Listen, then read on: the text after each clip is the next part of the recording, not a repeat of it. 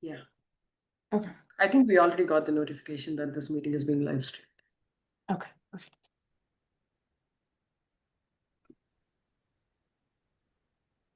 Should I start now? Okay, great. So namaste and a warm welcome to all. On behalf of Sewa USA, thank you guys for joining us on our inaugural Policy Cafe titled Transforming Education Through Service Learning in California's K-12 System. My name is Neerja Deshpande. Today with me, we have my co-moderator, Kusuma Buddhiraju. She's currently pursuing her second master's in public administration at Columbia University, deepening her expertise in economic policy, governance, and social impact. With a background in tech and policy, she brings a unique blend of private. Oh, brings a unique blend of private and public sector experience, driven by her passion for using technology and innovation to advance social good. We also have the president of Sewa USA, Shrikant Gundavarapu, and the vice president of government and public relations at Sewa International, Rakhi Rani, along with 7 distinguished panelists, each representing a very different experience, from federal government to media, from running nonprofits to running alliances, from a teacher to a curriculum expert, joined digitally by an audience from educational backgrounds, all to reimagine California's classrooms through the lens of service learning education that connects classroom knowledge with civic engagement and leadership. To begin, we would like to welcome Shrikant Gundavarapu, who serves as the president of Sewa International USA, assuming leadership at the organization's 19th National Conference in May 2025. An accomplished Indian American entrepreneur based in Atlanta, he previously led the Atlanta chapter and played a pivotal role in Seva's COVID-19 relief operations, earning deep trust and respect across the organization. Let's warmly welcome Shrikantji. Namaste, everyone. Thank you very much for that warm introduction, Neerjaji. And it's my absolute privilege and honor to be here on this inaugural Policy Cafe on Education. As you all know, Sewa International is a Hindu faith-based organization established here in the Atlanta, actually, in 2003. And way back when in India, it was established in 1987. It's a humanitarian nonprofit organization. We focus on disaster relief, rehab, and as we all know, Seva in Sanskrit means selfless service. And all our volunteers across the country, they epitomize this value system. And we have seen this. We have about 5,000 volunteers across 46 chapters in the US, and we are in about 39 different countries. And we work in 3 main areas: disaster relief, education, healthcare, and developing volunteerism in people, right? I mean, so as you've seen here on this thing, we have like several people, several things that we're doing. You've seen the numbers here. But 2 projects that comes to my mind, especially in relation to this Policy Cafe on Education. Seva works on 2 areas. One is a LEAD program. It is an youth engagement program that provides a hands-on service to these high school students, 9th through 12th grade, and it provides mentorship and civic engagement.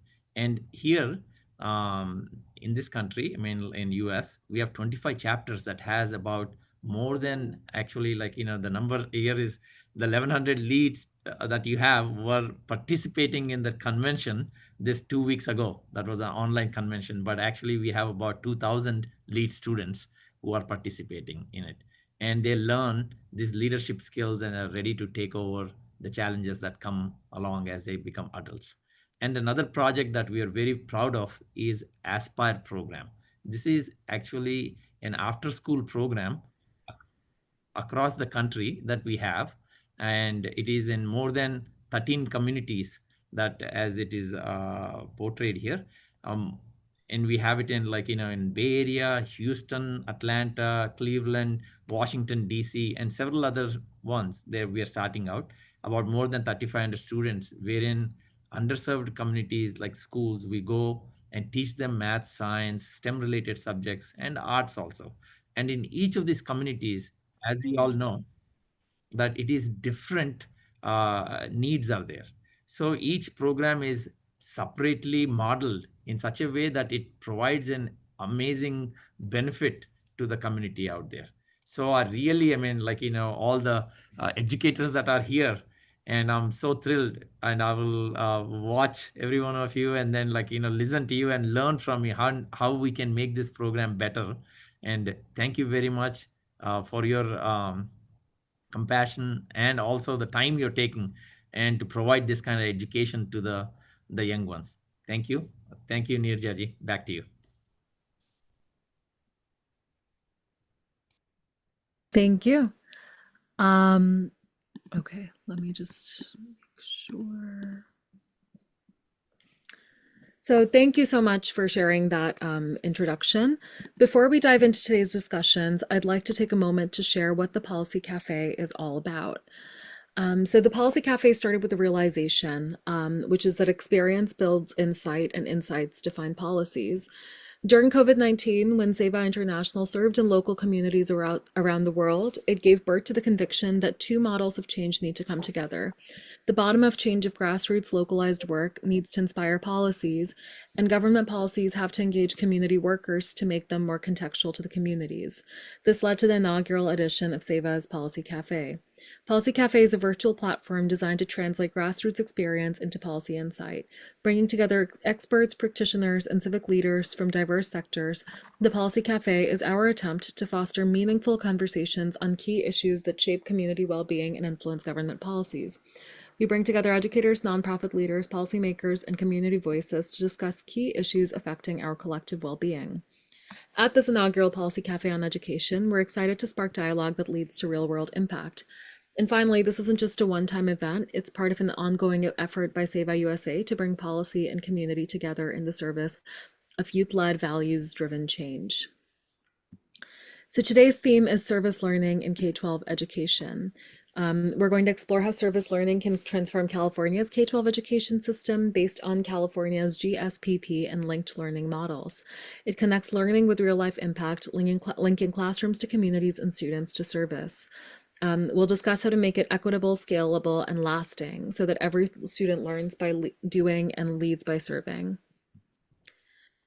Next, I would like to invite the Vice President of Government and Public Relations at Sewa International, Rakhi Asrani. Rakhi Asrani serves as the Vice President of Government and Public Relations at Sewa International USA, where she leads strategic engagement with policymakers and public institutions. A passionate advocate for civic leadership and service-driven education, Rakhi brings deep experience in law, policy, and nonprofit leadership. Over to you, Rakhi ji. Thank you, Nujiji. So Benjamin Franklin once famously said, "Tell me and I forget, teach me and I remember, involve me and I learn." This profound wisdom is the very foundation of our conversation today. In our rapidly evolving world, true learning cannot be confined to the four walls of a classroom. It demands that we connect students to their communities and involve them in solving real-world challenges. And this isn't just an academic principle for me, it's a lived experience. From a young age, service was woven into the fabric of my own family life. We regularly participated in service activities as a family, from distributing food to the homeless to teaching and mentoring younger kids during my college days. And I attribute much of the success of my own current life to those valuable lessons and experiences. As a mother, I've worked to pass on those values. I've watched with pride as my own 4 children serve as volunteers and mentors to those younger to them. As an entrepreneur in education, my work with youth has revealed a consistent truth. Students exposed to community engagement are not just more empathetic, they're more curious, they're more resilient, and they possess a far deeper understanding of the world.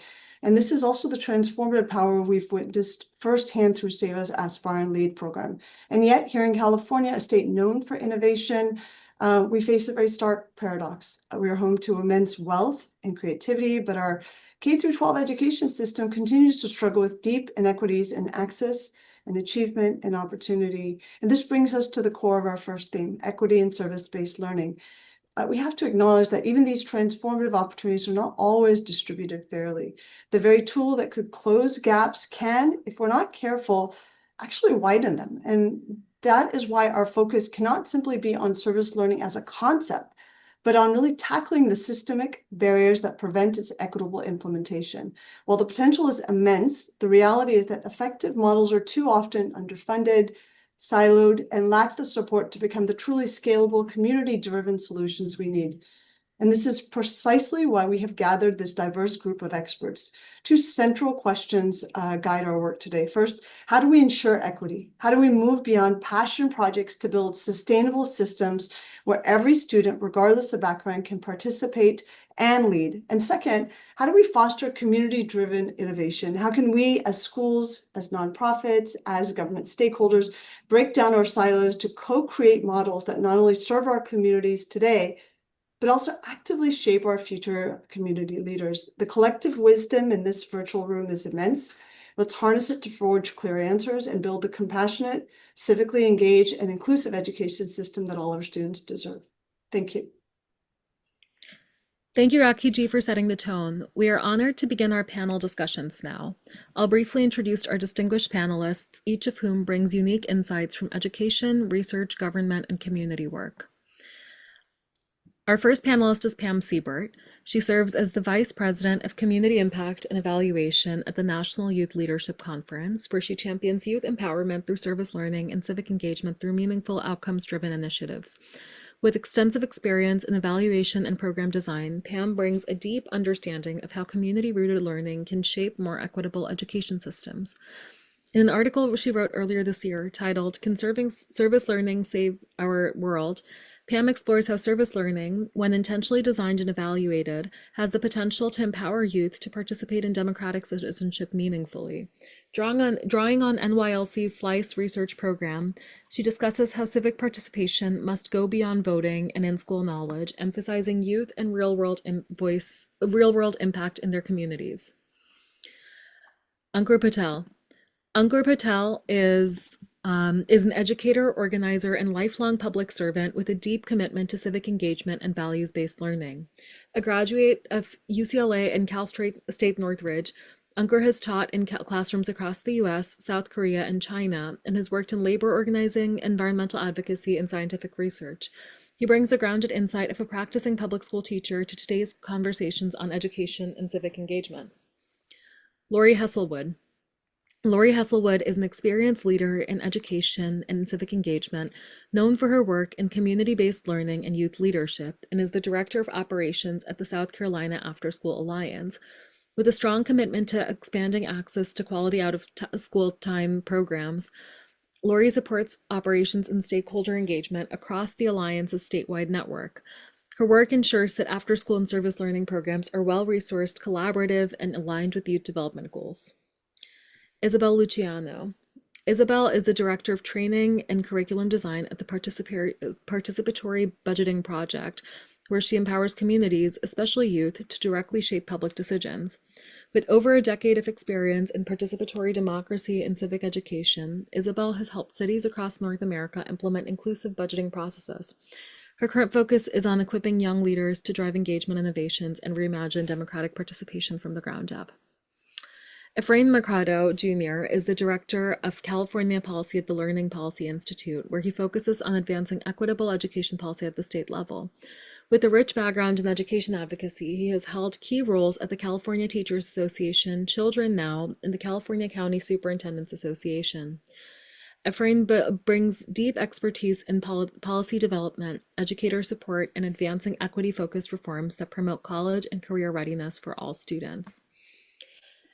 Elizabeth Navarro is the Communications Coordinator at the Migration Policy Institute, a leading think tank dedicated to the analysis of global migration and refugee policy. At MPI, Elizabeth amplifies evidence-based research and policy insights through strategic communications, public engagement, and storytelling. Her work helps shape narrative around immigrant education, inclusion, and equity within the U.S. school system. Ramona Schindelheim is the journalist Future of Workers newsletter, a national media platform dedicated to spotlighting the future of work, education, and workforce development. With a background in journalism and public affairs, Ramona leads impactful storytelling around the challenges and innovations shaping America's labor and learning systems. Her editorial direction emphasizes data-driven narratives that bring visibility to systemic gaps and opportunities to workforce readiness. Okay. So for the panel discussions, so the first question I'd like to ask is to Pam Siebert on what makes service learning effective and how do we measure its impact beyond academics? Well, thank you so much. I'm just delighted to be here. I'm going to take just a second to back up and tell you a little bit about our organization, what we do, and then dive into the question. So I'm with the National Youth Leadership Council, or NYLC. At NYLC, we believe that the future of leadership is now. We're not preparing young people to be leaders in the future, but we are, but we're also working with them to be civic contributors right now. We work with young people directly and with adult educators, whether it be through school, in school classroom experiences, or through after school, to be change leaders in their communities. The three pillars of our work are service learning, youth voice, and youth leadership, and we've been doing that as an organization for over 40 years. And if you haven't heard of NYLC, you may have heard of our annual event, the National Service Learning Conference, that has been going on for 36 years now. And then I'm going to back up one more step and just say it's really important to distinguish what we mean when we say service learning. I've found in the recent, especially the last 5 years, that lots of people use a term when we may not all be talking about the same thing. So at NYLC, when we're talking about service learning, we're not talking about just generically service and learning, but a very specific model and structured approach to teaching and learning, or pedagogy for those educators in the room, that has both civic goals and content goals, whether that's academic if you're in a classroom situation, or maybe leadership or other goals in an after school context. The structure of that is set by the adult educators, but within that, it's a youth-led process, which a lot of people do recognize as we do as IPARD: investigation, planning and preparation, reflection, demonstration. So then to get to your question, sorry, what makes it effective? First of all, we do know quite a bit about what makes it effective. And we'll see, we were privileged to lead the practitioner community in 2008 on a research project to find out that very question, because as we were trying to work with educators and schools to implement, it was very important to have an evidence base, to have standards for practice. So through that process, we know that there are the things that that make service learning effective are now, were published as the standards. So one is meaningful service. The service experience has to be not only make an authentic impact on the community, but also have personally relevance for the individual student. Second one is linked to curriculum. So service learning is intentionally used as an instructional strategy to meet learning goals. So you can do service and you could learn from it, and there's definitely value in that, but we're talking about something that is very intentional and linked in the curriculum. A third area is youth voice. If it is planned by the adults for the students, then we do not call that service learning. That's a different type of experience. So youth voice provides service learning provides youth a voice in planning, implementing, and evaluating service experiences, for sure, with guidance from adults. Next one is duration and intensity. This one in discussion was called dosage, which helps me think of it a little bit easier, but it's more of a clinical term. So it's how long does the experience need to be and how intensive does it need to be? And the answer to that is long enough to go through the process, and service learning is is a process. We'd like to say service learning is a process, not a project, to help distinguish it from community service. There's a few more. Reflection is absolutely critical. So again, reflection then incorporates critical thinking and different kinds of reflection throughout the process, not just at the end. And that is where a lot of the learning occurs, and especially in linking that particular community need and community action to larger social issues. Diversity is an important component, especially when we're talking about democracy and civic education, that young people are working with others that think differently, that are different than themselves, and they learn how to listen to multiple perspectives and have mutual respect. Partnerships, being part of the community, working with others in planning and taking action, getting familiar with the civic environment and working with other, potentially nonprofits, community members, and then finally progress monitoring. And that really refers to evaluation of the entire experience, which young people should be involved in, not just done the assessment done by the adult. So that's really what we know about what makes service learning effective. I'm going to bump the impact beyond academics to later in the discussion because I think I can incorporate that easier. Yeah, that'd be great. And I mean, I guess this is just like a general theme. So, I mean, I would also like to invite Ankur to just discuss that theme and what might be the biggest opportunities and challenges in terms of bringing in service learning into the classroom. So you guys can just, have a back and forth too here.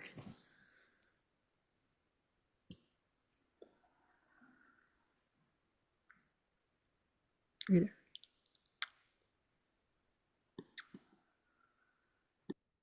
Yeah, Oh, I think so yeah, sorry about that. So appreciate it. Let me just kind of start by clarifying what service learning means to me. Too often it's misunderstood as just volunteering or checking off hours at a nonprofit. I volunteered at a hospital in high school. But true service learning is about connecting education with real world experiences rooted in values like empathy, responsibility, community connection. And it's about service to humanity, to society, and for me as a Hindu, to Dharma. So one of the largest challenges in integrating this into real classrooms, service learning into real classrooms, especially in public education, to me, it's misaligned priorities. And I was a middle school teacher. And so if you ask any middle school teacher, while restorative justice is well-intentioned, it's a good idea, classroom behavior is a serious problem. Most schools are over-focused on standardized testing, and we have a curriculum that doesn't connect with kids. So we aren't leaving enough classroom time for creative, purpose-driven learning where service learning really fits in. But that's also the opportunity. Service learning can actually, and we've been already talking about, enhance critical thinking, deepen civic awareness, and develop a student's sense of identity and purpose.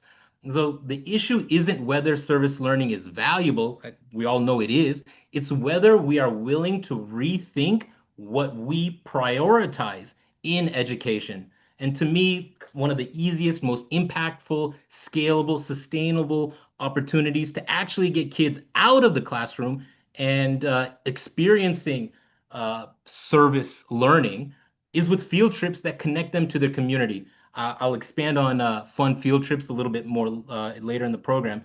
But if we want our students to grow into compassionate, responsible, and grounded citizens, service learning isn't optional, it's essential. So I'll end there for now. That's great. Okay, great. So I mean, we can move on to like the next sort of theme, bringing in equity and service learning, tackling systemic gaps in community-driven models. And for this, I'd really like to bring in Lori, Elizabeth, and Isabel. And like the three questions I'd like to pose to you all are, how can service learning drive equity, especially in under-resourced communities? How can service learning affirm the identities and lived realities of immigrant youth? And how can service learning deepen real civic participation among young people? So all three of you, any of you, feel free to chime in.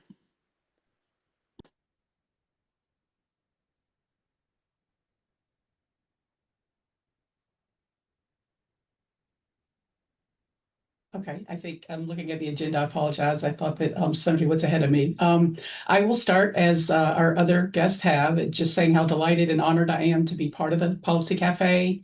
A little historical information about my professional career. The bulk of it has been devoted to children and families, many of whom are from underrepresented and other underserved communities. I've worked with juvenile justice, social services, school districts, in multiple states across the country, basically trying to work to habilitate or rehabilitate at-risk youth and delinquent youth to give them an opportunity to change the trajectory of their lives. And Interestingly enough, and a couple of this point has been made a couple of times, is that throughout the programs and the systems that we implemented through our evidence-based programming, service learning was a huge part of that. And to echo what was also said, is there is a big difference between community service and checking off some hours. There's really limited, I think, engagement and really not a lot of change occurs through that. It's just checking off a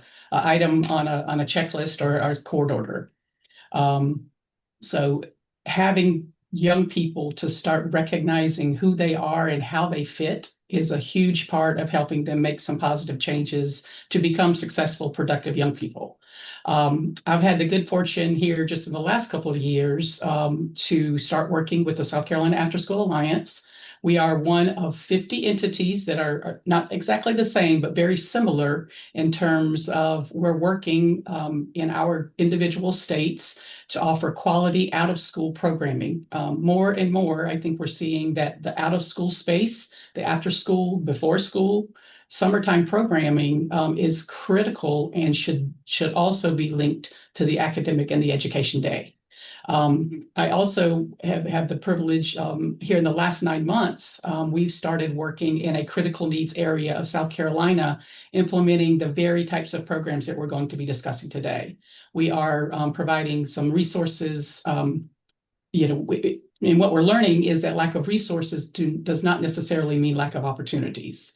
We're thrilled to be working with colleges, universities, and after-school programs to offer, as part of a Department of Labor grant, to offer service-based learning, work-based learning experiences and opportunities to children to children and youth in rural South Carolina. So we are delighted to be here and excited to share those experiences. As far as how does service learning drive equity in under-resourced communities? Service learning, as we know, is an education approach where students apply classroom knowledge to real-world challenges. It is important that service learning or work-based learning experience embed the opportunity for reflection, collaboration, and academic rigor throughout the entirety of the process. Moreover, it should include opportunities for students and community members to set shared goals. Again, everybody needs to be involved in the process. The curriculum is directed and tied to actual needs of the community, not just something warm and fuzzy. Reflection sessions that are action back to the learning objectives. And then again, the outcomes must benefit both the learners and the community at large. When done thoughtfully and intentionally and planned properly, service learning can shift power. It can redistribute resources and oftentimes include individuals and neighborhoods that have historically been overlooked. Effective collaboration can build lasting reciprocal relationships that do empower participants and make real differences in their communities. A couple of best practices. Thank you so much for that. Sorry, sorry, continue. Oh, I'm sorry. I thought. Okay, just a couple more things real quickly and I'm done. Best practices for equity-driven is, again, co-created projects where communities are involved. It's not being created for them, but with them. Include critical reflection and ensure sustainability in that it's not a one and done. It's not just for a semester. It's something that's lasting and ongoing. Awesome. Thank you so much for answering that. I'd also love Elizabeth to talk about, affirming the identities of immigrant youth specifically. So I am currently a policy communications coordinator, and what I can speak to really specifically is my own experience through service learning and the trajectory that set me on to work both in my community that I grew up in and then beyond it as well in the nonprofit space and policy space more broadly. I think like Lori was articulating in much further detail, one of the key things that service learning does is it contextualizes your own experience within a particular structure and system, and in particular the systems that are within which you're implicated. And I think it provides an early intervention with a variety of students, myself included,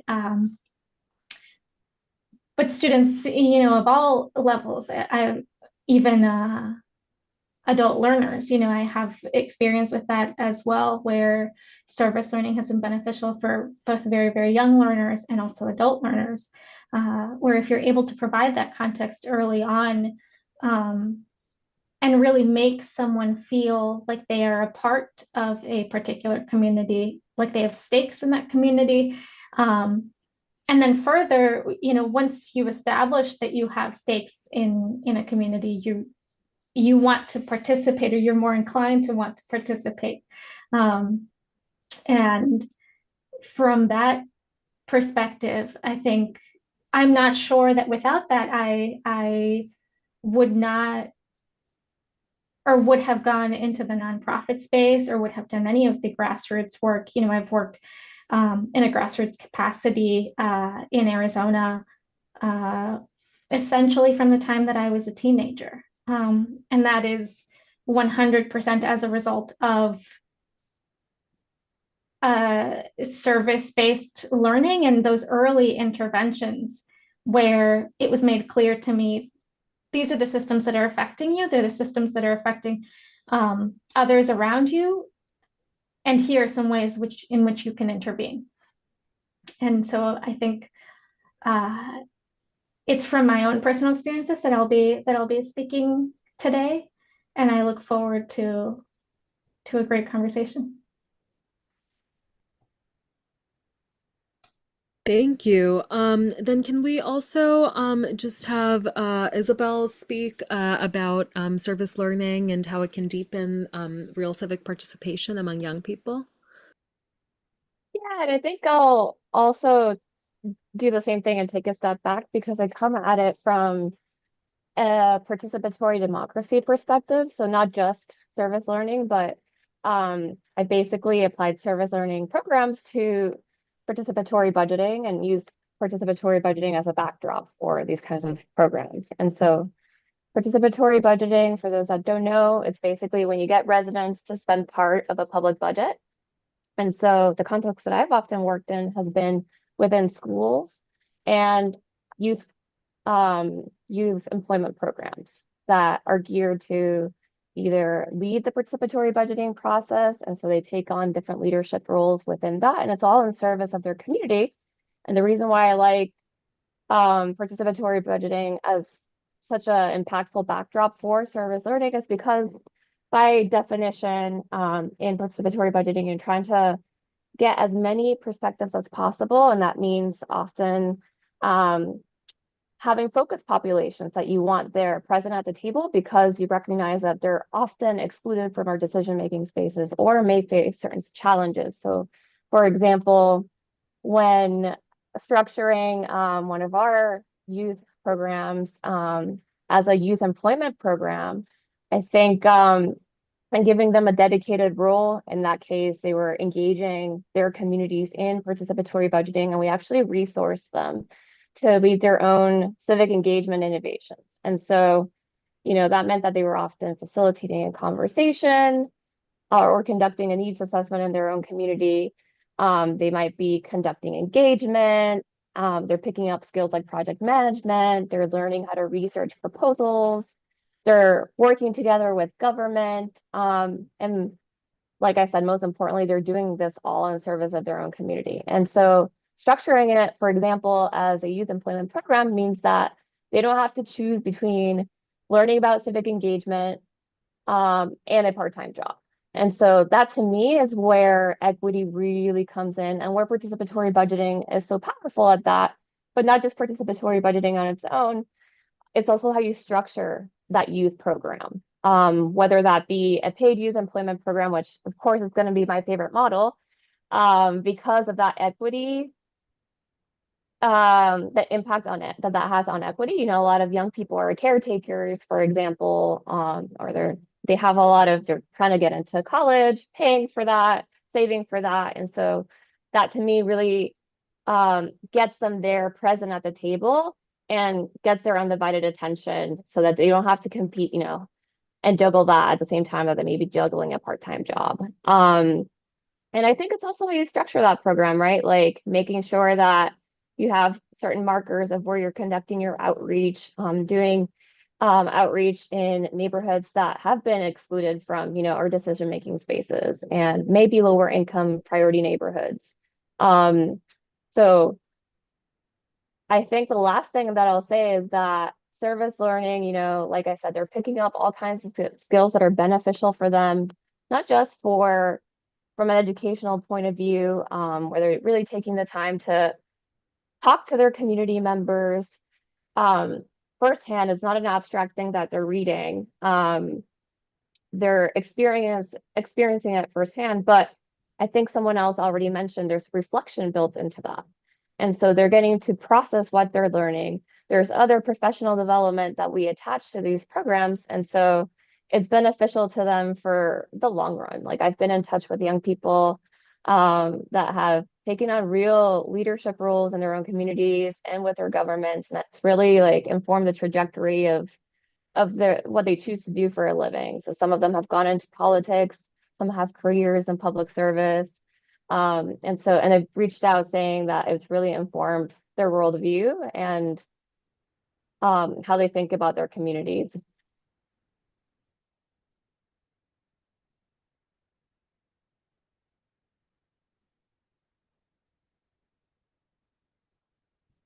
Well, thank you so much for that. Hang on just one moment. Our next theme is community-driven innovation and education. So I'd like to ask, who hasn't spoken yet? Among the three of you, Isabel. Can I have Isabel present her remarks on how service learning can deepen real civic participation among young people? I'm happy sorry. to talk about that, but Sorry, Efrain. I'm so sorry. This is can we can I just know can I know what is your opinion on what I'm sorry, I was lost in the questions. What is your opinion on what policy shifts are needed to scale service learning in education for more efficiency and greater access? Yeah, I appreciate the question and thank you for having me here. I think a lot of the shifts that are needed are out there right now in the universe and the landscape of things. There's things like the state seal of civic engagement. We have our community schools initiative or program in our state that really talks about the participatory stakeholder engagement, the portrait of a graduate work that's currently happening, and just the push towards competency-based education overall. So I think there's a lot of the topics are kind of out there in the ether. The question really becomes how do you then get this in the water across the board? And I would just kind of frame it as the go-to stance for most folks is we want our thing to be required of everyone. And while that seems to be like that's obviously one way to do it, the question really becomes, does that take away kind of the heart and soul of what you're trying to do? And that more organic approach being more effective in terms of long-term impact for students and for communities. So just keeping that in mind. The piece of advice I would give in terms of how to really continue to push what you're trying to do as service learning is really engaging your policymakers and showing them what is happening, and the reality of it, it's always more powerful instead of having folks like myself talk to the policymakers, having the students, having the parents, having the community organizations invite folks to come and see what they're doing and see the engagement, and then talk to the students while they're doing that. That tends to be very sticky for policymakers, and that's how things become more just a part of the long-term budget, a part of the long-term thinking. So really thinking about showing your impact via the stories from the students and from the parents who are impacted is going to be very powerful. And there are a number of different ways currently in our state, but the kind of the flip side of that is we also have a lot of requirements in our state. So whether it's the A to G requirements or a certain number of hours in a classroom, that kind of goes head up with some of these extracurricular concepts. And I think we have to kind of tell the story about why this is so important for students long term and keep that at the forefront. Thank you. Thank you. And then finally, I'd like to ask Ramona to give her opening remarks on how community engagement interventions at the school level, like service learning, can prepare students for the future of work. Thank you. I'd like to say I approach this as a journalist and as an observer.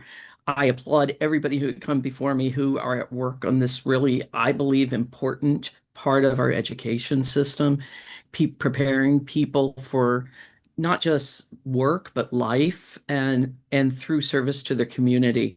I was thinking about what everybody was saying, and Ephraim um, right before me was saying storytelling is very important. And I really do agree with that as a storyteller myself, hearing from the people who are impacted. And also data, I think, is very important. People measure in impact on data. And I pulled some that I had talked to Michael Smith at AmeriCorps last year for a podcast. And I'm going to use their data, but I think it's reflective of what everybody is doing. 86% of the people who had done service experience say that it helped them further their own career goals, their professional goals, by exposing people to different parts of their community. They learn about different jobs. Not everybody is going to go into public service who have been in service roles in high school, but through that exposure, and I had looked at some of Sewa's videos in the past, and they bring in people from different industries to come in. So having that exposure can be very, very life-changing. And then the 90% of the people said it got them a better understanding of their community and what's out there. And this goes to that idea of, can people, how do we make this equitable? How do we make everybody have equal access to maybe what opportunities are out there? I think Isabel is the one who pointed out that some members of underserved communities, they have other responsibilities and they have to take jobs maybe to help their family. Here in California, the California Youth Service Corps, they provide minimum wage to those people doing the service in the service learning, and they have job training. So I find that very important. And those, you can learn those hard skills, but you can also learn the soft skills that a lot of us have discussed, which are problem solving. A lot of people feel like after being in groups, they know how to be better team members, but they also know how to solve problems because they've been exposed to them. And just communication, that's another skill. And in my overall role as looking at the future of work, talking to a lot of employers, I have heard that while you can train people for certain skills that you need today, these soft skills, such as communication, problem solving, teamwork, those are harder to teach, and you could get those by experience. So looking at kind of the overall picture, how you can, better serve your community and better serve the people in your community, I think service learning is really something that we should all put more work into and more effort into. And I'm just going to make one other note. Each community is a little different. Some people, there's some climate actions that need to, be addressed in communities. Some have food insecurity. And each community is a little different. So the schools, I feel, have been doing a good job of tapering and all these programs, of making those programs fit their community. Again, better understanding and offering some wages to some people. So I can talk more later as we move forward.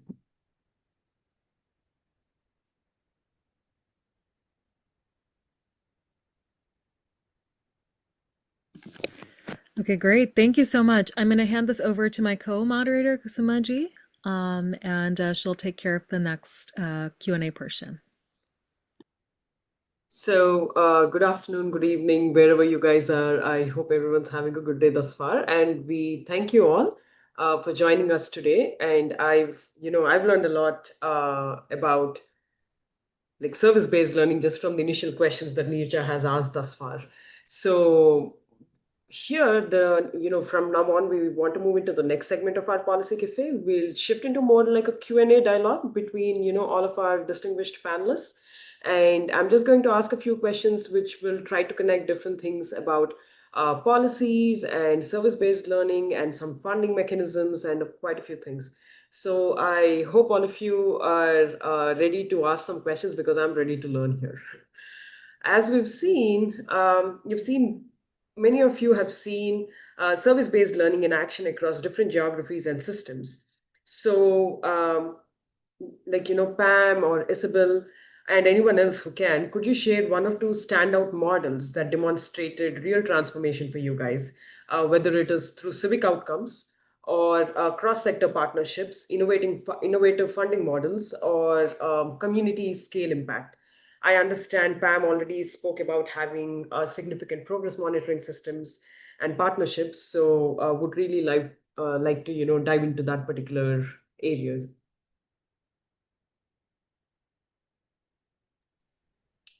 Isabel, do you want to go first or? Okay. You can go first. Okay. So I had one I wanted to share with you all today because I actually think it's so unusual that most programs don't touch all of the areas, but this one has been very expansive. And thinking about what Lori said earlier about not being one and done, this is definitely something that just grew and grew. So I'm not sure the year, but about 20 years ago, we worked with a middle school teacher at Harryhurst Middle School in Destrehan, Louisiana. His name is Barry Gilliott. He just retired this past year, so he's probably not on this call today, but we give lots of kudos to him. So he was a middle school science teacher and was part of our first cohort of teachers that wanted to and began to integrate this technology, the service learning into his classes where he had to teach science standards. And talking about customizing to your community, they're in the wetlands region on the coast of Louisiana. And so they can see firsthand what happens with the wetlands, with pollution, with the wildlife there, access to recreation and so forth. So he started, I believe it was eighth graders at the beginning, and then it moved earlier to have them participate in activities like water quality monitoring, macro invertebrate collection and identification. And I'm not even sure what that is, but it's some of the critters that are down there. And it really engaged the young people. They were, talking about field trips and getting out in nature in the community. So once they saw what was going on and as part of their learning experience, the young people decided, number one, it should be cleaned up, and number two, they should teach others about it. And so this was not 1 year, but over the course of successive years and all of the students that he worked with, they ultimately formed a park that's called Wetland Watchers Park. So they did annual park cleanups. They built an education center where the young people were some of the educators. They would get the community out, and then the students would talk to them about what is happening in the environment. So they partnered with businesses. And so if you think about who's down there, the one that comes to mind is Shell Oil. I can't remember the electric company. So partners that have a stake in that community, both because that's where their workforce comes from, but also, it's where their industry operates. So he invited them in. He and the students invited them in, and they became partners. So we had that mentoring that you were talking about, and it's continued over the course of 20 years. And I can put the link in the chat if anyone's like to learn more about that. Of course, amazing. And if I can just ask a follow-up question. So how is the funding working for this particular model? Because it's For been that going on one, for years. Yeah. Yeah, for that one, I know at certain points they did have some federal funding when there was service learning funding through the federal government, through the Corporation for National Community Service, Learn Serve America. But since then, it's been just incorporated um, into the way the school operates. And then additional funds, I know when they build something, when they build their education center, when they do cleanup days, then they bring in their business partners to sponsor. So it wasn't something that had just one funder. Yes. Isabel, do you have any, your insights into how these funding mechanisms work for programs as such? Yeah, that's always a big important piece. It takes a lot of advocacy. So I'm gonna again come from what I can bring experience to, which is participatory budgeting. And I've seen this work in a variety of ways where you can attach it to an existing participatory budgeting process that's happening at a local level in a city. And so then you attach a youth program. So you're doing essentially a partnership with the government, the local government. So there I've seen the local government actually fund the youth program. That's worked super well. And actually Boston does a process, has been doing it. Youth Lead the Change has been doing it for over, I think, 10 years.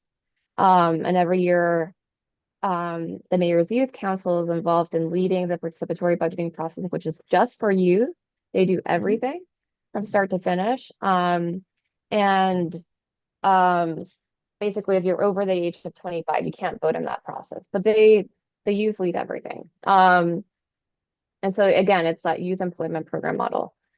The other model that I see is when schools decide to do participatory budgeting with their own school budget and they engage their school community.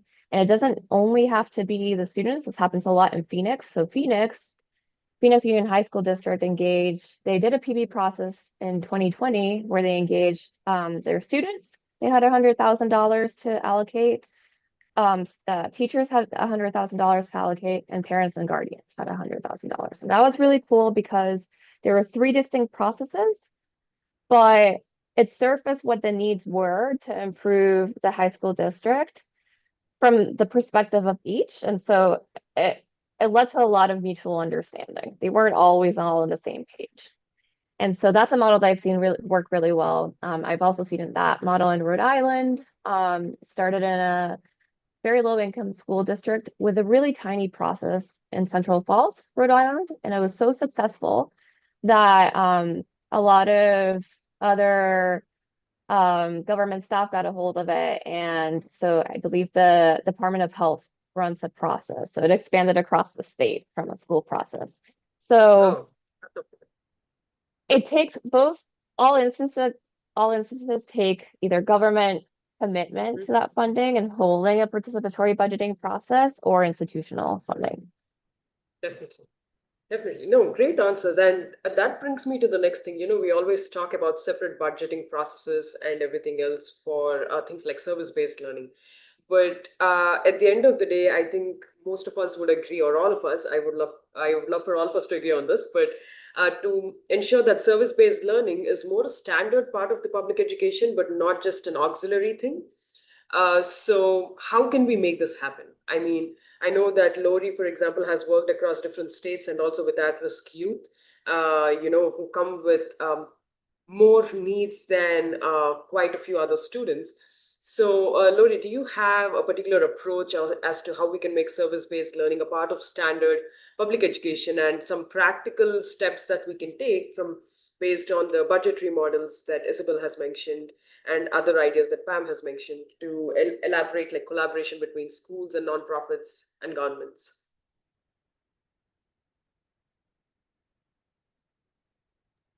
Always forget my mic, guys. Sorry about that. Yes, I would actually like to just real quickly make a reference back to what Pam discussed and using the example of that one middle school teacher who was willing to kind of go out and start something that nobody else had done, it sounded like. And then, here we are, I think, correct me, Pam, if I'm wrong, but 20 years later, and it's not only continued, but grown. And so I think the examples that were discussed earlier as well with Aspire and with LEAD, those started as single programs 20 plus years ago, and look what they're doing and the impact that they're making now. So I think that if you don't ask, the answer will always be no, and you've got to be tenacious in your efforts. But I think it is also important, on the local, state, and national level is just policy integration. We have got to encourage school districts, education departments, state level to include and implement service learning as part of the curriculum and part of the standards. One of the things that was mentioned earlier as well is in certain communities, and particularly underrepresented, kids oftentimes have to act in the role of an adult, and they don't have the flexibility outside of the school day. So oftentimes the courses that do offer service learning opportunities are elective courses, and I only need one or two of those to graduate, but I've got to have 4 math and 4 science and however. So integrating, policy changes to integrate service learning into core curriculum, the core area courses, and giving kids an opportunity for career exploration. And that often leads to college and career readiness as well, because they're getting those opportunities to see and explore and participate in things that could potentially become a future goal or career of theirs. I think it's been mentioned also, you figure out a way. Dedicated funding streams is really the only way to start it and to continue it. We, as a small nonprofit in South Carolina, are constantly looking for opportunities and foundations and grants that support our mission. I mentioned the Department of Labor grant, which, you never know about grant funding. I know that can be scary sometimes, but oftentimes that does offer you the vehicle and the opportunity to make those connections, those collaborations, establish those relationships that even if the money goes away, the relationships don't, and the process doesn't, and the project doesn't. So it's important to look for ways that we can, in fact, instead of why we can't, how we can. Again, professional development, we've really got to make sure that our educators are properly trained in cultural responsivity, making sure that service learning, somebody mentioned it earlier, sustainable models, and that it's an ongoing support and practice of reflection and ongoing learning inside and outside the classroom.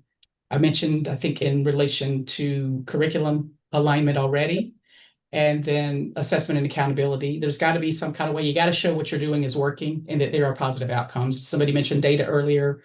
And then the piece, and it's huge, we just did this summer, is inviting your policymakers and your politicians and those decision makers to see it in action. It really makes a huge difference.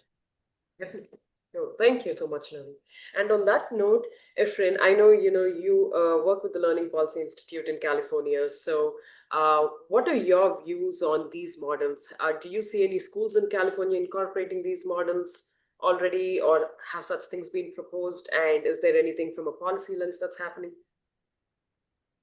Yeah, I mean, it's for sure out there within our California schools. And I think at the state level, there are certain flexibilities now that are kind of leading folks towards this. So I think the idea that we're exploring the portrait of a graduate profile, which means here's what a graduate from a California school should be able to do and go there. And the service learning model really encompasses a lot of those pieces. I think the biggest struggle that folks who are advocating for service learning, for example, will always face is this tipping point where would you rather have 20 schools or 20 folks doing this really well, who are great examples that can then kind of build and build and build and build? Or would you rather expand greatly and have it be required, and all of a sudden you have 200 folks who are doing it kind of meh, and it's not really the impact that it was always designed to have, or the depth that you really need? And there are pros and cons of both of those things. So it's really thinking through, how are you going to do that? How are you going to support your educators to do it? And I think to Ankur's point earlier, being a classroom teacher, having the time to really dive into these things and lead the project, like the person who did the Louisiana project, the question then becomes, how do you support someone to be the next generation to lead that project or to start a project without it seeming like they have to be a superhuman person and they have the support? So how do you have the supports in place? The last point I'll make is that I think the education policy arena is much more in tune with the whole child approach to education than we were 10, 20 years ago. So people have a better handle on how these things kind of play together, whether it's the district and the school and individual schools and the city government and the mental health department and whatever else it may be. They have a better track record now of working together. It's still not where it needs to be, obviously, but we have more connection than before. And this, I think, can help be a central feature of that integration. So just pushing that and then telling the story is really, really, really important. So folks begin to understand what it really is versus trying to guess what it is.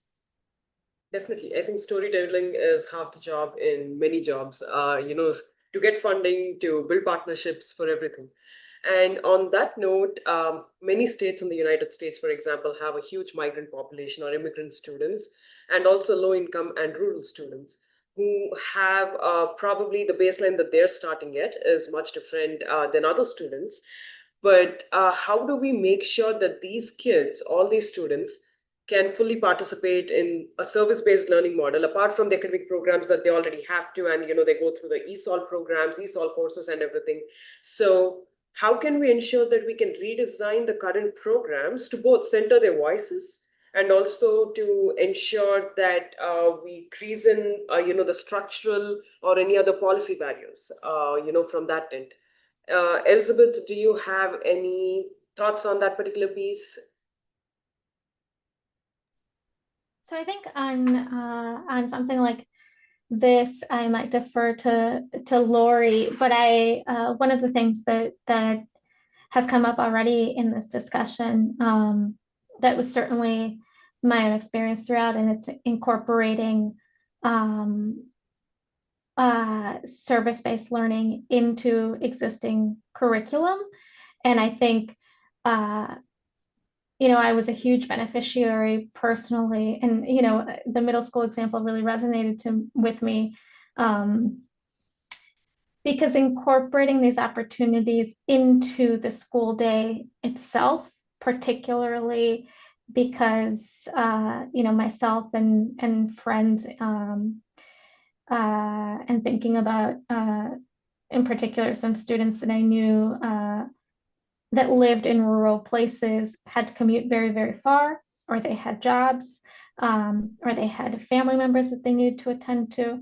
And so a real structural barrier was being able to stay after school or coming on the weekend or early, or I think something as simple as incorporating service-based learning into the school day. Not to necessarily make it compulsory, but so that just simply being able to participate. So that's, I think, a huge one. Yeah, no, definitely. No, that's important.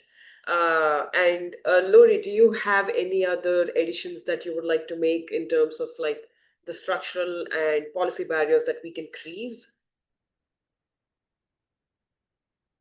You're on mute. Sorry, excuse me.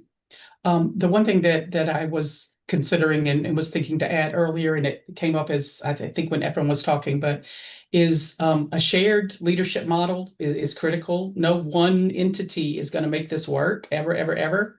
And maybe on a very small scale, but just empowering youth or educators, community leaders to co-lead the initiatives and to have some buy-in and to actually have strategic plans in place for who's responsible for what and when it's going to get done. You got to be willing to share data and have actual formal agreements in place with what I'm willing to do, whether it's fiscally or in some other way, what resources are available to me that I can share with this initiative. And local coalitions, of course, it can be in a state or regional task force. But again, to have nonprofits and schools and government agencies all participating to co-design the plan and the initiative, because if there's not buy-in, it's going to fall off. And then I'll go back again to the strategic planning aspect, which is oftentimes talked about in industry and business and corporations, which is a succession plan, is okay, here we are now, there we're going, who's responsible for the next step and the step after that?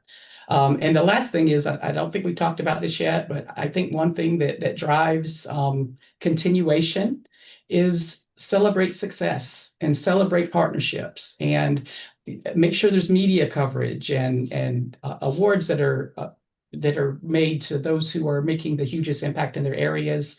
Recognition definitely does build momentum and political will as well. Definitely. Amazing. And I see Ramona agreeing with you on it.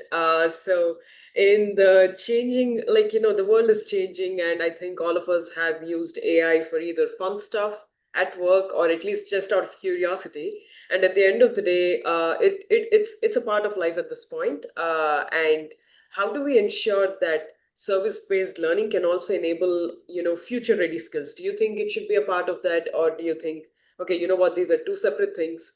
And if they could both go together, service-based learning in terms of future-ready skills, how do you think we could collaborate, I guess, and communicate and have those civic initiatives that matter to the future? Because at the end of the day, AI is being built by people, and today's kids are the ones who will build tomorrow's AI systems. So how do we ensure that service-based learning also teaches them the ethical values? If Ramona would like to answer that. Yeah, I think that's a really important question, because as we talk about K-12, this is a launching pad, for people's futures, their careers. And many jobs in the future will have an AI component to them, no question. But that goes, first, I'll say that goes back to where a lot of employers say, but we still need that critical thinking. We still need the decision making, the things that we talked about before. But I was doing a little research again. This is, I like to research and dig up stuff. And I see that, like, in Boise State, they have an AI service learning course. And what their suggestion is, and I can drop the link into their suggestion is collaborate with your community organizations and then engage your students. And again, this is a college level, but it could be an 18-year-old, it could be somebody who's a freshman, but show them the AI tools that are out there, so you can help create some plans. You can help maybe form some, like what your policies are, but you have to use critical thinking. So it brings that back in there. It's hands-on. So you're learning AI literacy. You're learning something that an employer is going to want. So again, if you don't want to go into whatever industry that you might be working in there, you can always use the AI, because in the future, most jobs are going to have it. So I don't know if there's any on the high school level yet, any course, any service learning that uses it, but I think it could be a useful way to get that very in-demand skill into the hands of the people who could use it. And again, to all the points around here, there are a lot of people who don't have the time. They're time poor. They don't have the time to take a course. And so if you can incorporate it into what you're doing, I think it could be very useful, because unfortunately, it's my own opinion, it's not going away. I don't use AI very often. I use it for summaries, but I don't really use it to shape stories, because I feel that I want to do it myself with my own research. So that's a personal thing for quite a few people. I totally get that. Yeah. Isabel, what do you think? Do you think service learning can enable future-ready skills? And how would funding work? Like, do you think anyone would get more funding if we incorporate future-ready skills with service-based learning? Do you think that would give more of a momentum, I guess? Well, I think someone said before, I don't think those skills that service learning that you get out of service learning skills are going anywhere, because with AI, the soft skills are really what I think we need to lean into, like understanding our communities, communication. Well, arguably AI, is coming for all sectors, but I think what's not really being talked about is the regulation of AI. And so we're seeing the integration into like even government to distribute services. And so there's a lot of conversations to be had there. So I could envision a service learning program that could be structured like a policy, what do they call it? Like a citizen assembly with Yeah, students or with youth to really discuss what do we need to look at when it comes to AI regulation. And in that, if when you lead a citizen assembly, for example, there's an educational a time where you learn, you bring in experts that do know about AI and you really learn about the way that it works and the training models. And what about the impacts of using it, integrating this into, for example, government with concrete examples. And so through that educational process, then they debate, okay, well, what might we need to take a look at? What might be an important part that of regulation? And so that's something that I don't hear being talked about as much in the US. interesting. I hear it a lot right now in Europe, but I don't see in the US us having that conversation. We're just like indiscriminately saying, yeah, let's go for it, let's integrate. Fair enough. I I want think to the plus. EU GDPR guidelines enable that. Sorry, Ramona, go ahead.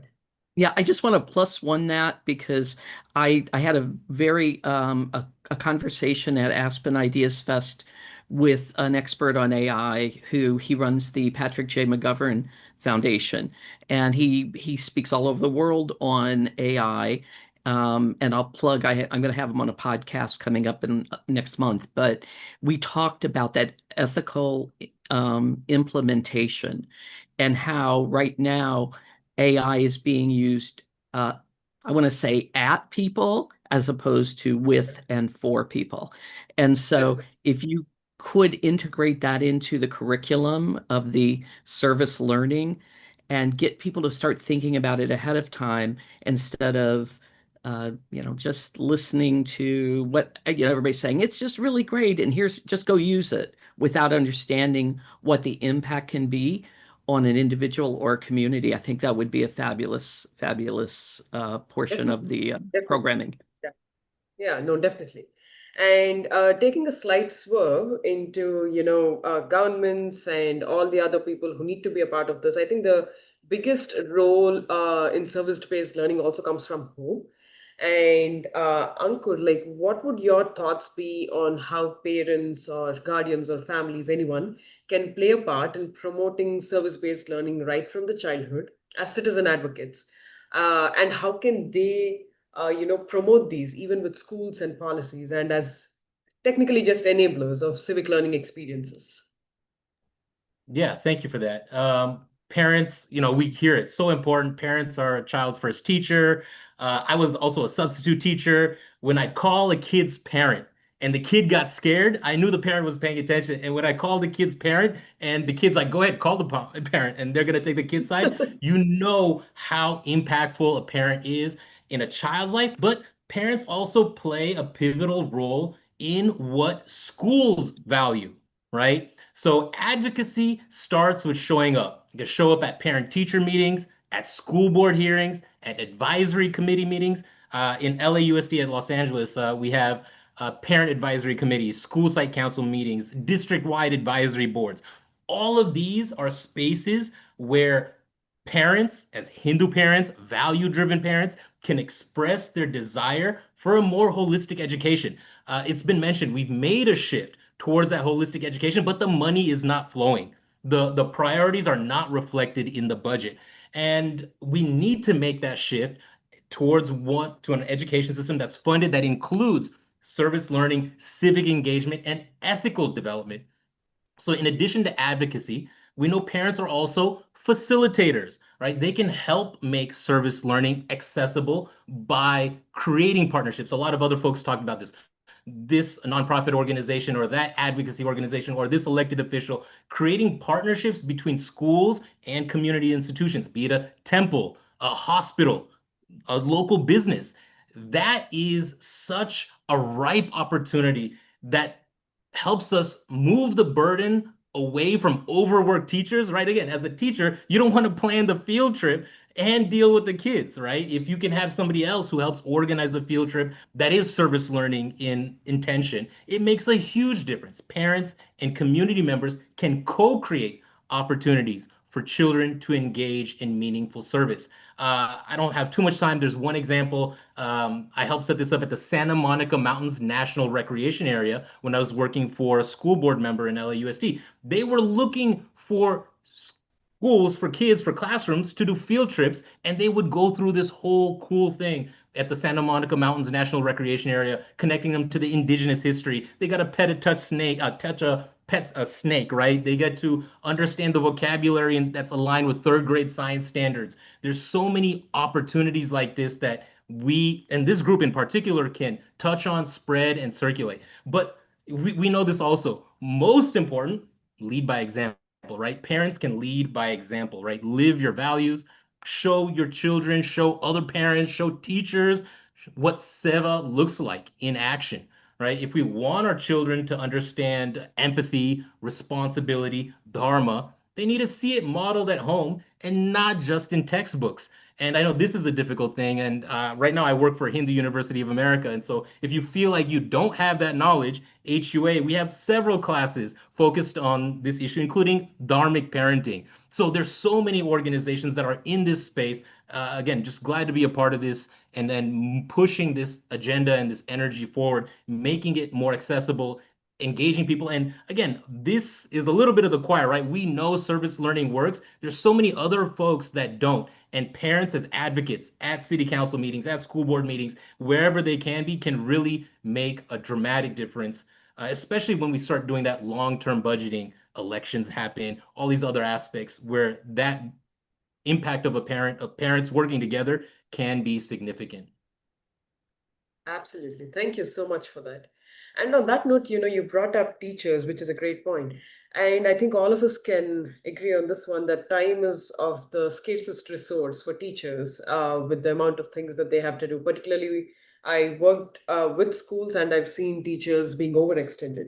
So when we say, let's build new curriculums into existing structures, how do you think we can manage both the micro professional development or any kind of co-planning structures and integrate service learning without adding too much prep, I guess, on the teacher's side? Because at the end of the day, we don't want it to overburden our instructors, which can also reduce instruction quality, like on several levels. So it's an open question. Anyone who wants to, take a chance at that, I'd be happy to hear any thoughts.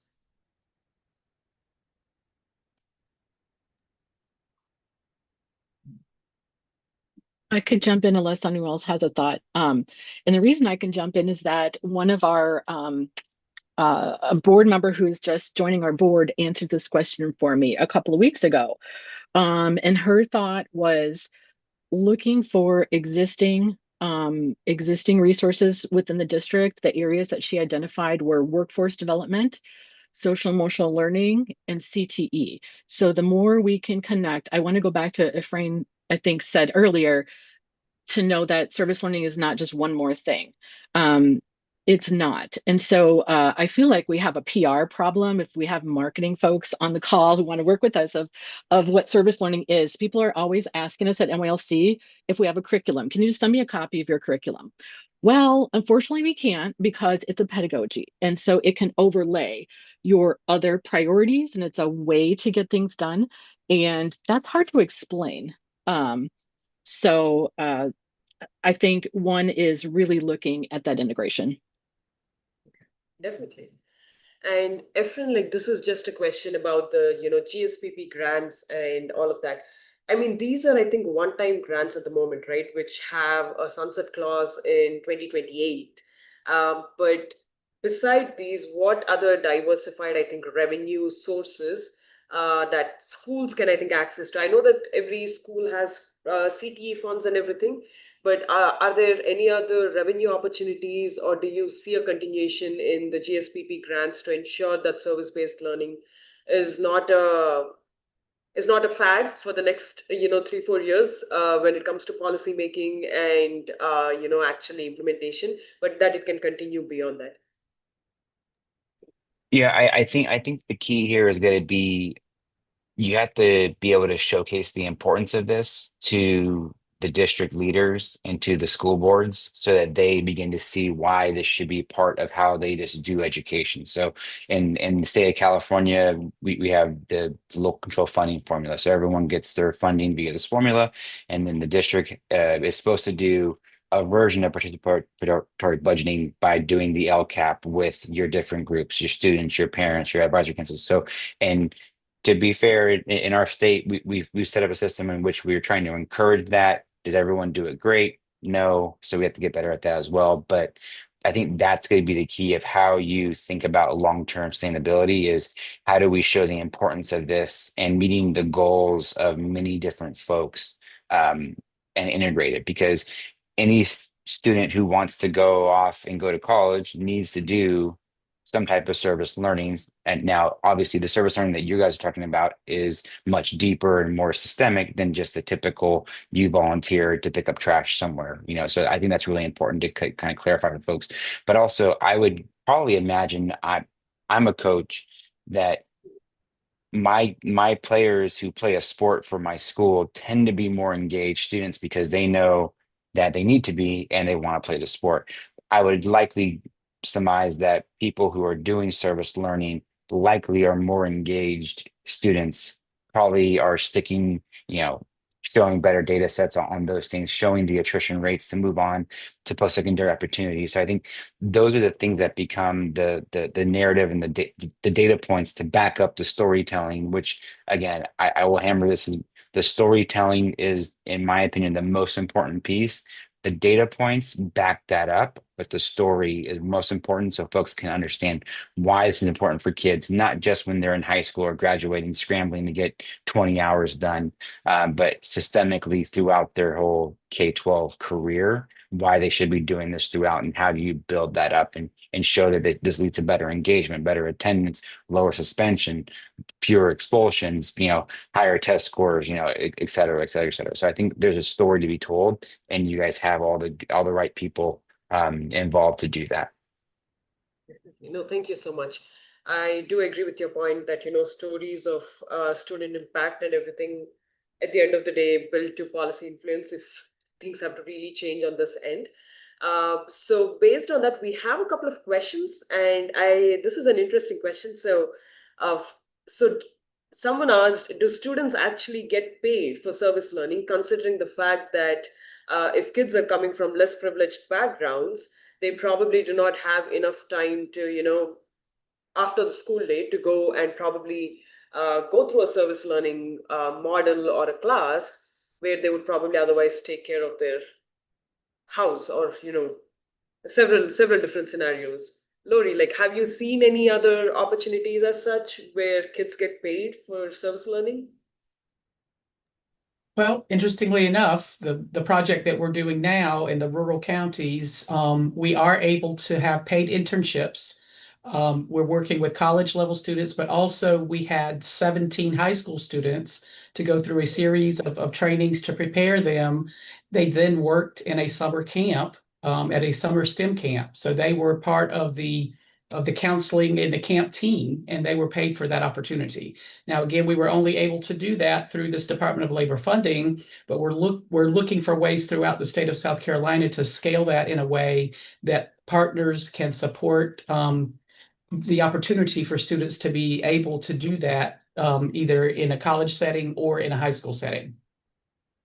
Okay. I was thinking earlier too, in terms of what Ephraim was discussing, South Carolina too, probably 8 to 10 years ago, we were starting to get a lot of growth in terms of industry and manufacturing. And what we were finding as a state is that the kids weren't ready. You had high school graduates who were not ready to be employees. And so in some cases, some of our larger corporations, BMW, Boeing, GE are looking at working collaboratively with the public school system to offer opportunities earlier on in their middle school and high school career to get experience, to get exposure. Some of them are non-paid internships, but have also been some opportunities for some paid internships as well. That's amazing. because that's really important, I think, to quite a few of them, and probably that also encourages them to be a part of service-based learning models. So just to ask, I think, one of the last questions for this particular panel, at the end of the day, I know that we are all trying to see if we can raise empathetic, service-oriented leaders for the country in the long run from, and it takes quite a few kind of values and experiences or educational approaches, and it was really great to learn quite a few things. So how do you think we can embed all of these in early childhood education? Because we are all talking about doing this right from the start, and that's a very important point. But any ideas on how do we do it?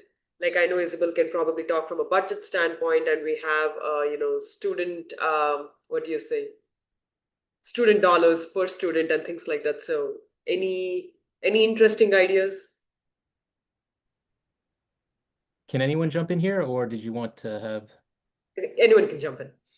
Yeah, and this is one of the foundational questions, and it defines education, right? And this, you started with, do we want our children who are empathetic, or do we want children who are just good at memorization and exams, right? We want young humans who understand what it means to live with purpose, right? Empathy, responsibility, service must be intentionally embedded in early education. That's what you're getting at, right? And the most powerful tool for that is experiential learning.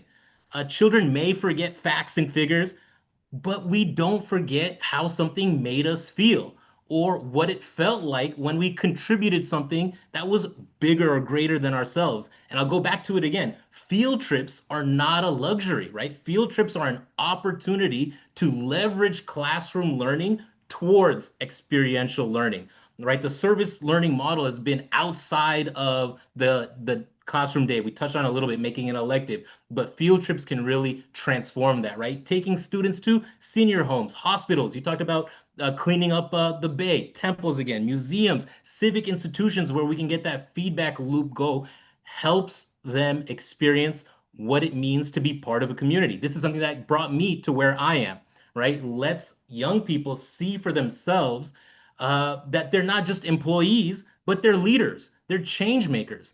And so we need to offer, I think, career pathways that emphasize meaning, not just money. And money is important, no doubt, but let's counter the cultural obsession with fame, wealth, and entertainment, and instead elevate careers in education, healthcare, public service, environmental stewardship. You may have seen this. There's polls out there right now. These kids, what do they want to be when they grow up? TikTok stars, YouTubers, athletes, musicians. Not necessarily anything bad with all of those things, but there is that misprioritization is not just from the system itself, it's from the priorities that are now embedded in the kids' minds. And so that is, I think, a big shift that we need to get into. No, absolutely, absolutely. Anyone else? Anyone else? Ramona, do you have any thoughts on that particular thing? Just to see, yeah. No, I was going to say the idea of empathy. I totally agree what Ankur said just now, because you have to embed it, you have to show it, and how it is impacting people. And there is way too many people who do want to be those TikTok stars because they don't have the role models to show them. It's easy to have a social media role model.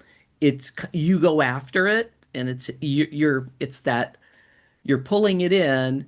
We got to find ways to push out and show people that there's many more careers out there. And I think service-based learning can help do that in a community, putting those young people in the experience.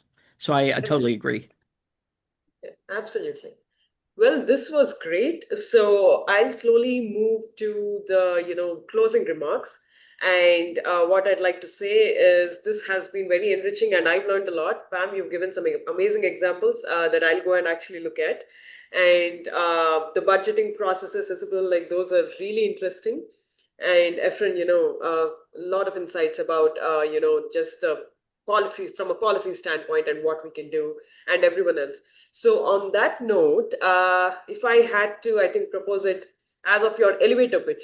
Imagine you're on an elevator pitch and you're giving the closing remarks, like a quick 1 minute remark on your concluding thoughts in general about service-based learning and just in general about how do we go about this and what do you feel about it? Bam, you can start. I have to go first. I Yes, have we thought of you first. I have lots and lots of thoughts floating around my head. For one thing, I'm inviting all of you to present at the National Service Learning Conference because everyone needs to hear your ideas. I am just so excited to be in a room with people who think this way.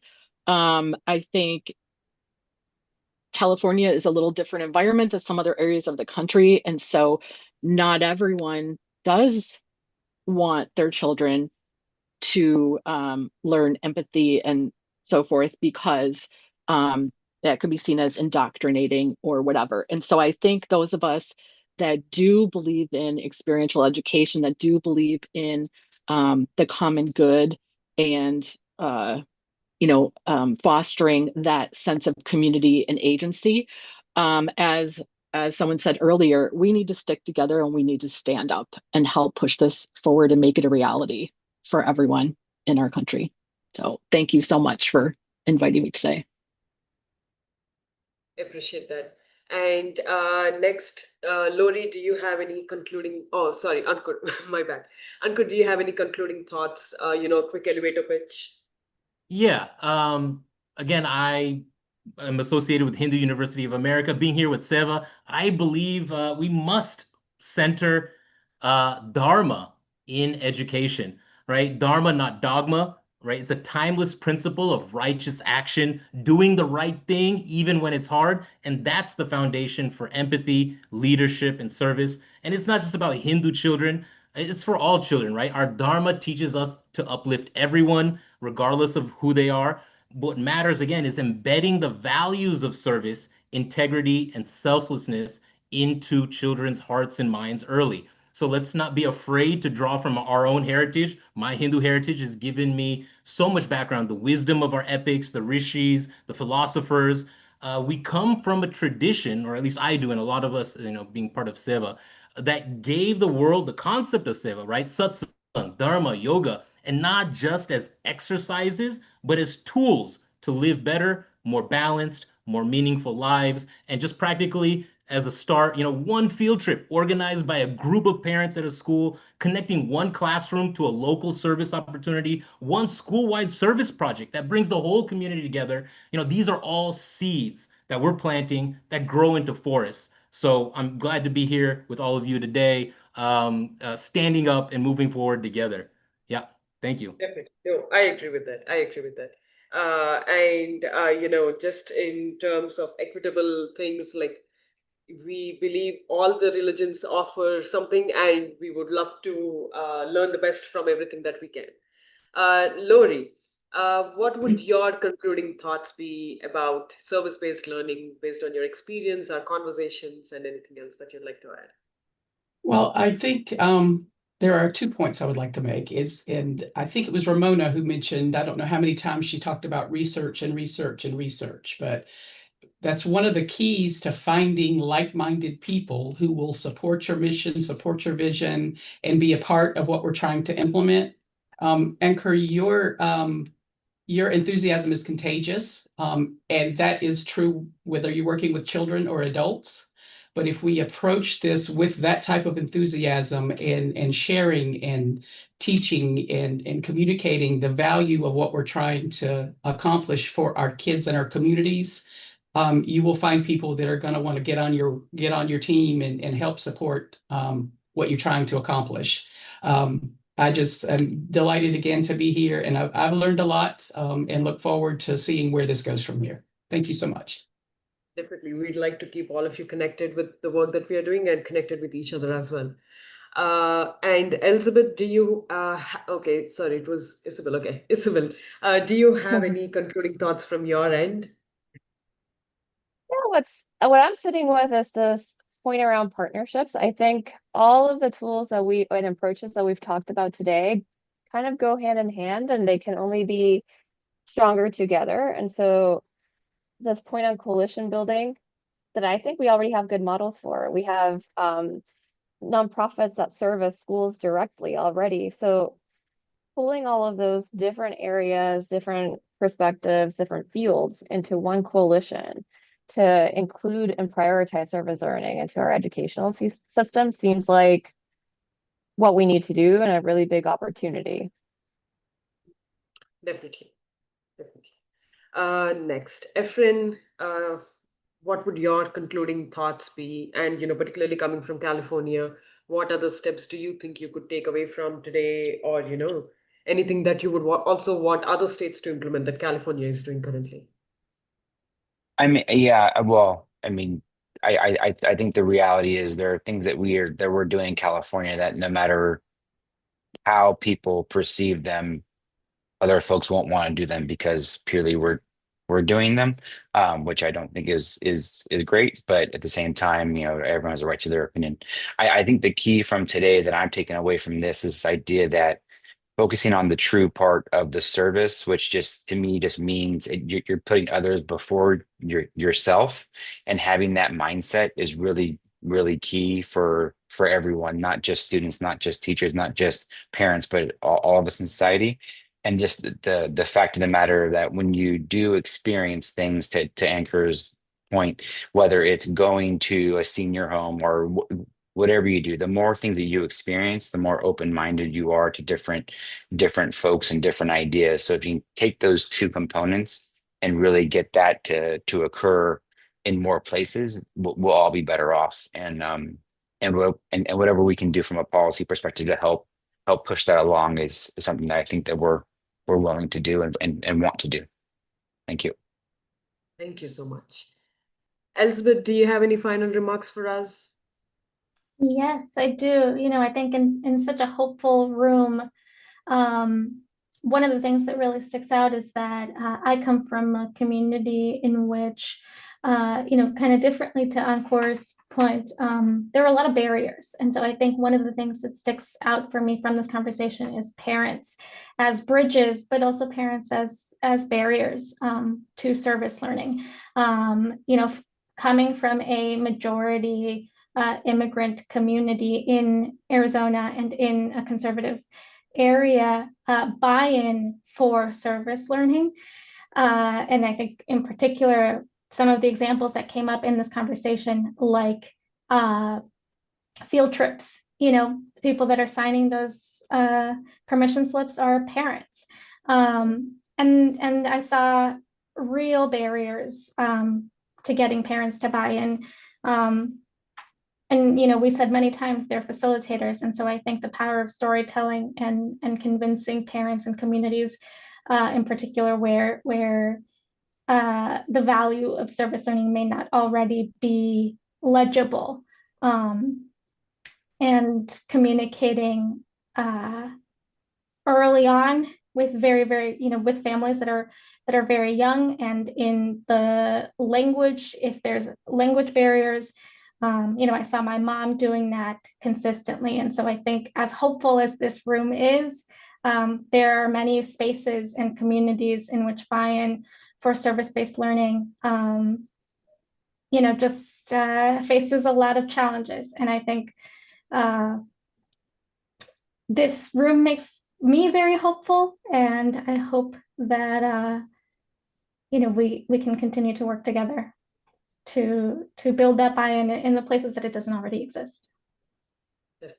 And Elizabeth, those thoughts are really amazing, amazing, because it's not always easy. I think it's easy to talk in rooms, but when it actually comes to implementation and when it comes to families and making sure everyone's involved, it's not an easy task, especially from a student standpoint as well. So, but we are glad that you can be a little hopeful after the meeting. And we'll try to make sure that we all can work together to ensure that this actually works. On that note, Ramona, what would your final remarks be just in terms of this entire thing? Yeah, I was thinking, again, I'll repeat what I said at the beginning. All the work everyone is doing here, I think, is very important, not just for the individual, but the community and society writ large. And I would offer I want to say unsolicited advice. You all live in different communities, and everybody it's so true what Lori said. Um, and others is that some communities are more open to the conversation than others. But try to find a way to engage your local radio, your local newspaper. There are so many different local outlets to tell the story, and you do have to tell it in a way that is, I want to say, it will resonate in your community. So you may have to use different words, but in the end, if you can show the outcomes, but don't hesitate to try to get it out there. But I'm just being, honest and direct. I've had to tell stories in different ways when I've talked about green jobs around the country. Some people don't like the term green jobs, but if you tell them clean water in their community, so you can go fishing and enjoy, boating, whatever, swimming, whatever you want to do, then it resonates with people. So find ways to communicate what you're doing in your community and show the impact and reach out and let other people see what you're doing, because I think that will help you further your further advance what you're trying to do. Absolutely. Absolutely. No, that was really amazing. And I definitely learned a lot from all of you. I've worked in education for about 5 years, 6 years actually in South Carolina, and have seen several different education models being a part of the charter school sector. And quite a few of them, like Elizabeth mentioned, we do have schools in some of the most rural areas or in areas where parents do not either have the time or the luxury to be as involved. And we do understand that it's not as easy as hopeful it can sound like.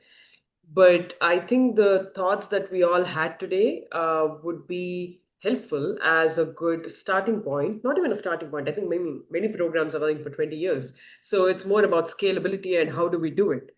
And from this, I'll just do like a three P's plus three C's is what I thought.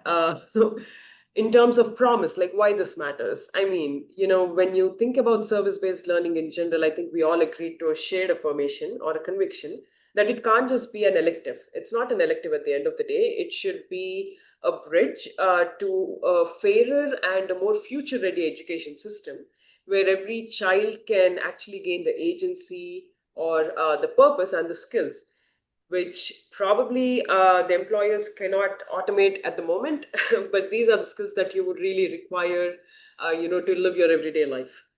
And the second one, I think Pam started off on a great note for that in terms of proof. When I mean proof, it's about, and I think Ramona, you also mentioned that you love data, and I worked as a professional data scientist. So, both of you are my gals on this one.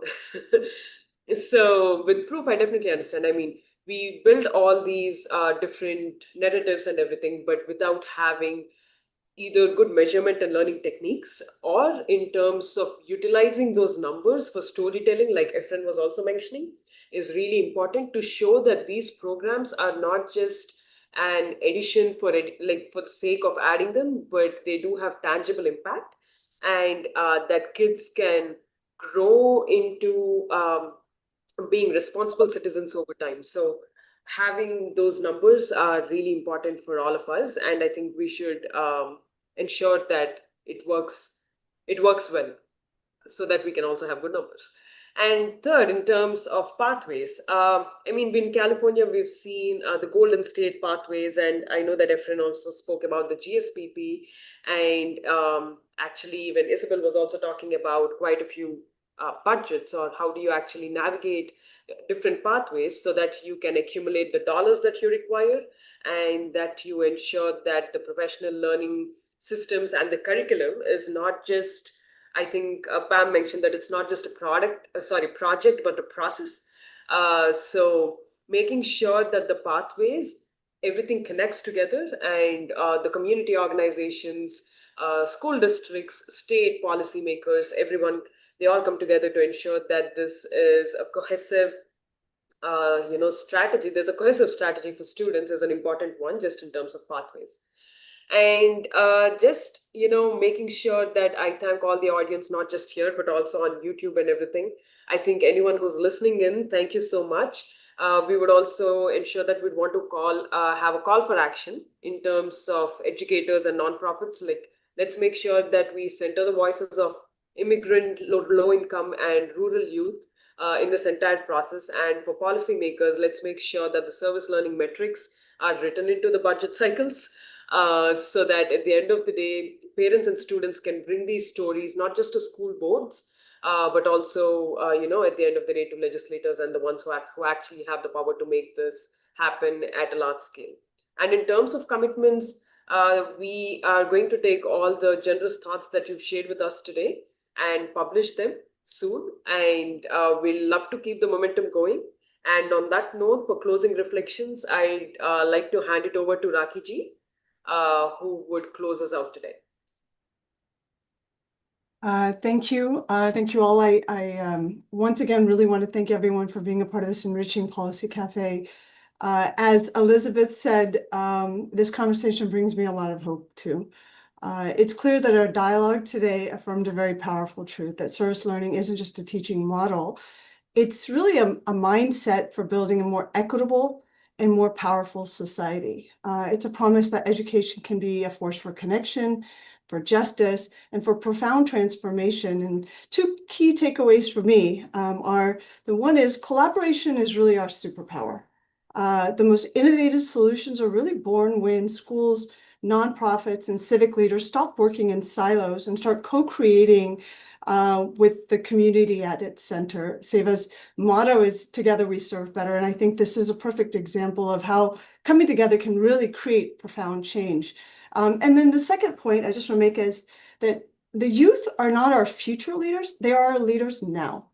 And our role is to provide them with the platform and support to drive the change that they wish to see. So now, before we close, a couple of things.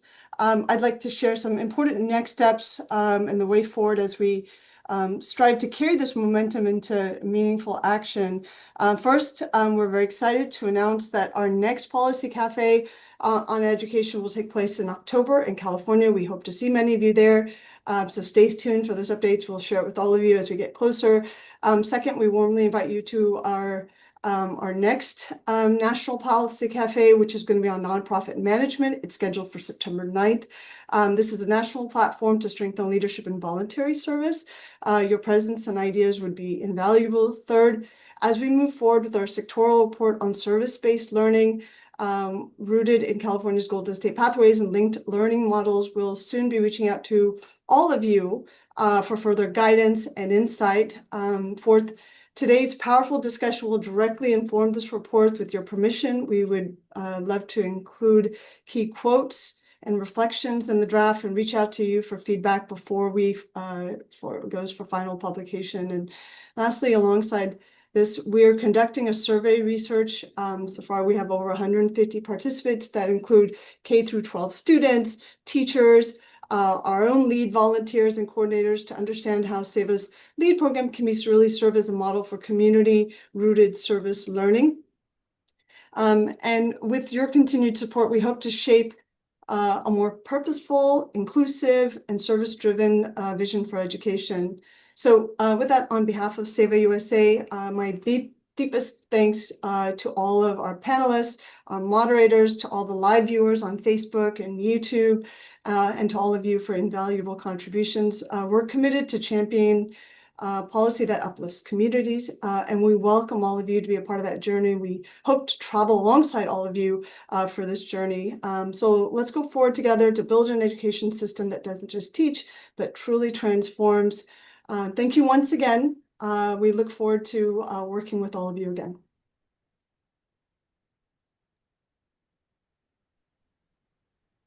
Thank you. Namaste. Thank you so Thank you. much. Thank you. Thank you.